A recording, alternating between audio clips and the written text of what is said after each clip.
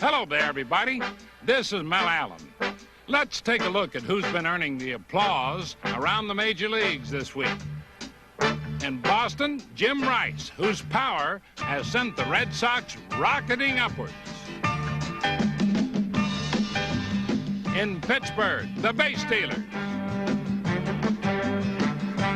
In Montreal, they expose, getting down to serious contention. In Oakland, it's the continuing story of the fantastic A's.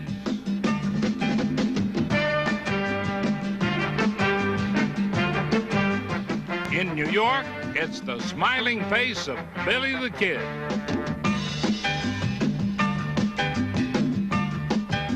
And wherever you look, it's the tough life of the Major League umpire. All this and more coming up next on This Week in Baseball.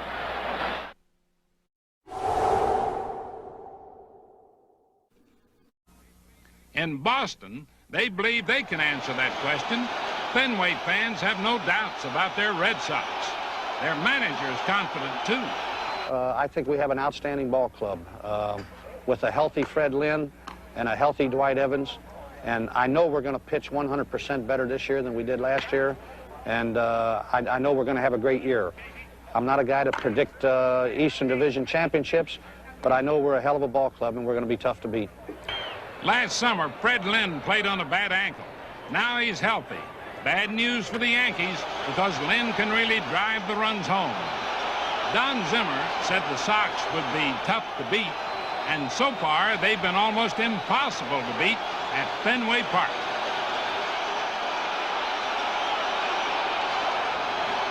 Last year's American League home run champion, Jim Rice, is ahead of the pack this year in both home runs and RBI.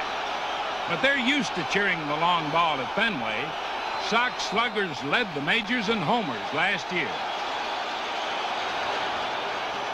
But lately, the crowd's been cheering everybody, like new second baseman Jerry Remy.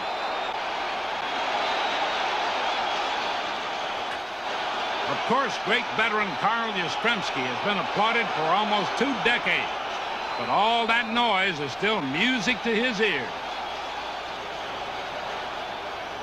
I've always enjoyed the Boston fans. The one thing you have to say about them, they love baseball, they know baseball, they support baseball. They're just great people. And Fenway fans know great pitching when they see it. Rookie Jim Wright showed them some with a shutout in his first Major League start.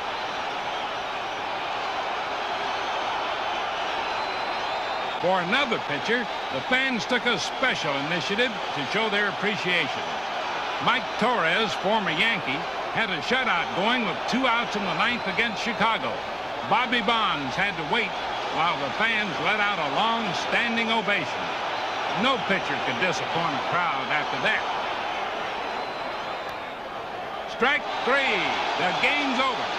But if Red Sox pitching continues like this, the season may not be over in Fenway Park until sometime in October.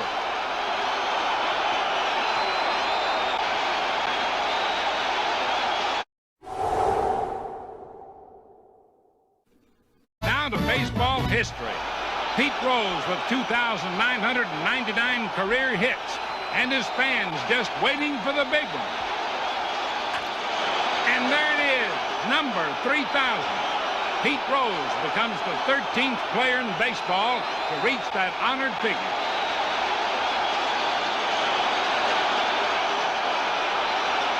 And what could have suited the occasion better than for Pete to have Tony Perez, former teammate and close friend, right there by his side.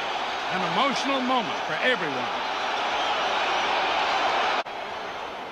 The Cardinals' Lou Brock could join Pete before long. He needs fewer than 150 hits to reach 3,000. And Boston's Carl Yastrzemski has a good chance for 3,000 too. Long ago, Ted Williams forecast great things for a then young Carl Yastrzemski, and now he's doing the same for this man, Jim Rice. The great thing about Rice is that he has such good power hitting at any place that if he hits it solid, something's going to happen. Big.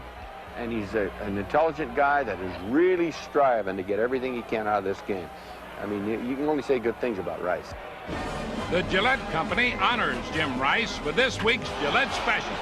In 9 games, the Boston Slugger hit .556, collecting 20 hits, including 5 homers, 17 RBIs, and lifting his batting average to .379 for the year.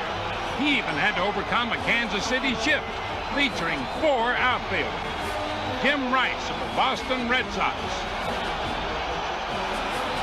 Well, that's all for now, folks. Join us next week on This Week in Baseball.